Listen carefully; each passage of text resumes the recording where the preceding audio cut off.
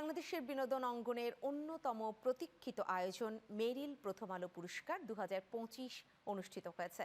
শুক্রবার বাংলাদেশ চীন মৈত্রী আন্তর্জাতিক সম্মেলন কেন্দ্রে 27তম এই আসরের উপস্থাপনায় ছিলেন আফরান নিশো ও মেহজাবিন চৌধুরী।